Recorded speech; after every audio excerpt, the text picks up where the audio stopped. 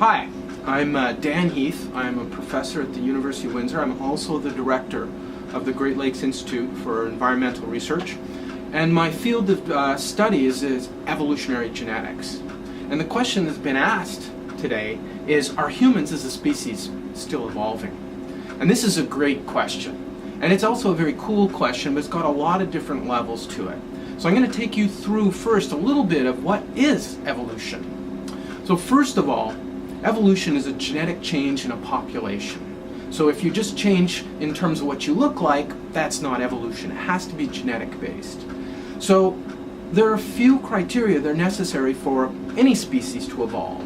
One is there has to be variation in the population in terms of what they look like. And of course there's lots of variation in humans, so we've got that still, and that means we could still evolve. The second thing is that variation has to be genetic. And more research is showing that humans, a lot of our traits do have a genetic component, including complex things like behavior and personality. So yeah, that can evolve.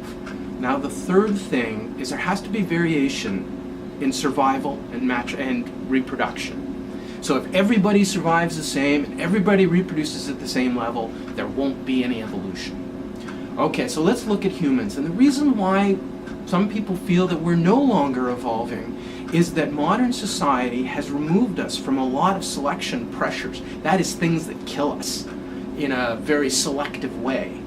And this is true. Modern Western medicine has insulated us from an awful lot of things that used to kill us fairly effectively.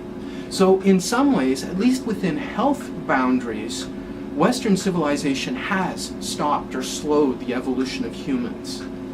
Having said that, there are a lot of populations of humans around the world that are still dealing with basic diseases and are still being selected for higher immune response or a better way of solving the disease or parasite problem. There are new types of evolution that are affecting us now.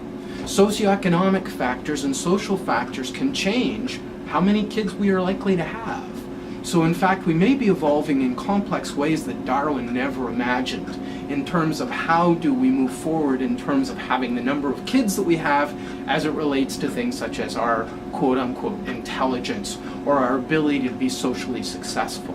So the answer is yes, we are evolving, but not in the ways that Darwin would have imagined.